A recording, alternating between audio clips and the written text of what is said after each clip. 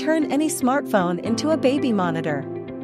Simply scan a QR code to link devices and start real-time broadcasting. Connect an unlimited number of phones as both a baby camera and for parental monitoring.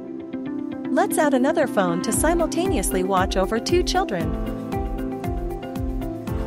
Each child's device has motion and noise detection features to alert you when your little one wakes up.